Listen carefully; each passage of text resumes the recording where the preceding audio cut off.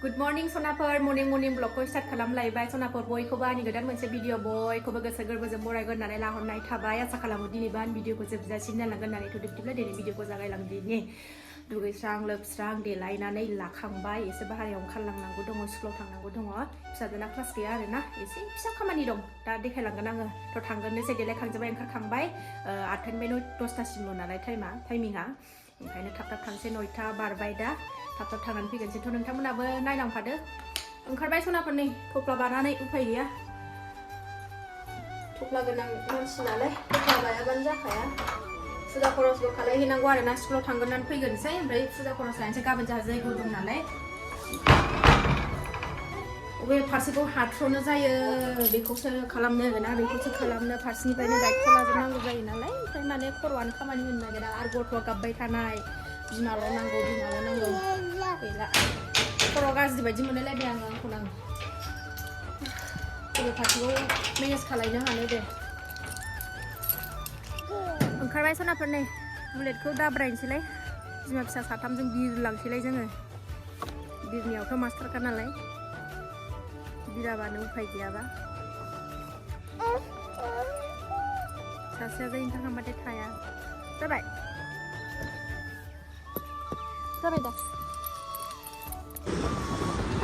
थांगासिनो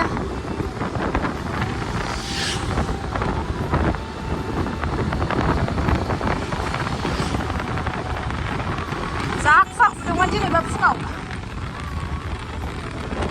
star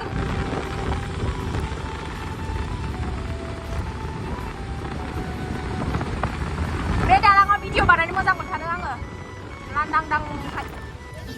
school मोनफैबाय जोङो नै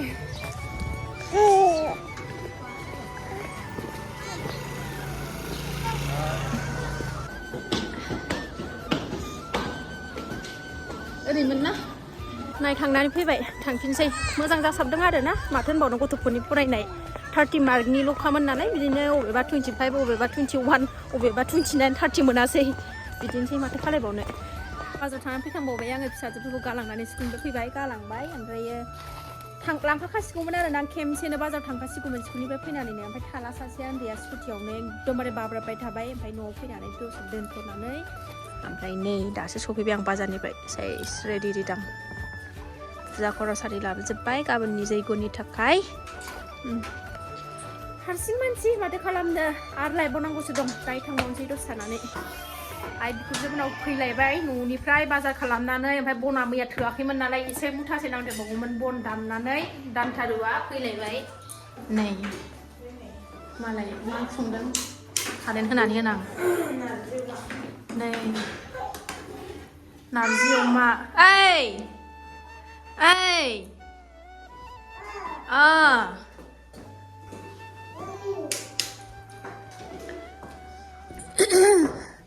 ओमफ्राय मानैया नै गोरलै गथ'फ्रा नै बालाजोंसो गेलेयो बिसोर सानैया बालाजोंसो गेलेयो दे नै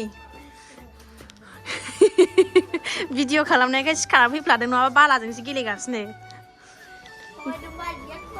दे रायलाय हरदो दे ओरै नायनानै रायलाय दे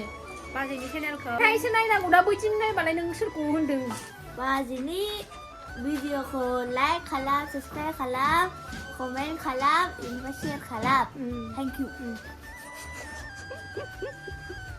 नै जिसिबि खेबसे गेलेदोंहाय गेलेदों आफैनाव गेलेदों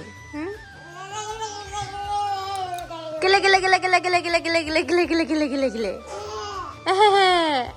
बाय नै मालाय सुमनजों दैजिजों आयु माखौबा लाजिसो गारथारदों मा ओंख्रि खोन्थादो दे मा आं होननो मानो नों बर' रायलायनो रोङा ना मा जाखो आलु टमेट' अमा आरो नारजि अमाबो बिसोर जायाखै हा ए दे जादो आलासिफोर मानो फैयामोन सुमन मानो फैयामोन नारजि जानो थाखाय ए दे जादो नोंहालाय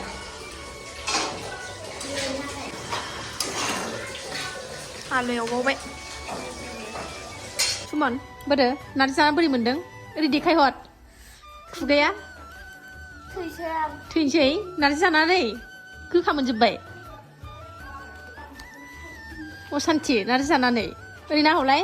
माबायदि असान्थि नारजि जाबा बे उदैयाव मेथाइ जानानै फिलौ जानाया खारजोबोनो जाम्बा खारथों नारजि जानानै नै सुमना अबस्था खाराब नों जानो हाया नारजि ओरै नाहरलाय हाया नै नोंजों नायदों नारजि जानानै निसा नांबाय नै खेख्लाब जागोनबो खेख्लाब जागोनबो आगैजों हामा हामा खुख्लाबो आगैया खेटसो खेट नाम्बार 1 नामा दोरसिया मोनबाय आं ओंखाम जानोसै नै ओंखाम नारजिजों नै रमा ओंखार नारजियावसो फुख्लायहरबावबाय हनै सासेया बांथोंसै माथो बुंलाय नारजियावसो फुख्लायहरगासिनो दं बालाखौ नारजिजों ओंखाम जानोसै नै गय जानोसै नै गय ओंखाम जाखांबाय नारजिजों आरामनो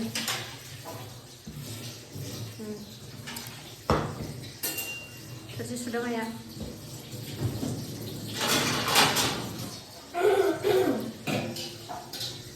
लन्च टाइम जायाखै ओमफ्राय माबा लिरनाय टाइमाव जादोंमोन ओमफ्राय आं खोन्थानो होननाय आदैखौ होदोंमोन इयो रानलायबाय था जालायबाय था बिफा फिसा मिथिबाय बिदिनो मिथियानोथ' बिनिखौ सिख्लासो जाबाय थायो खोमा नंगौ नोंजों बाम जानो होनै आगैया नै ओइखौनो सेनो नागिरगासिनो दं ललिपपखौनो आदै आं बिदि दंलाय आरो सिखारफिनगोन ए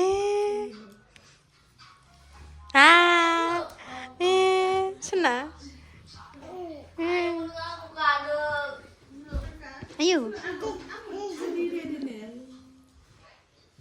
बामाया प्रेक्टिस खालामखादों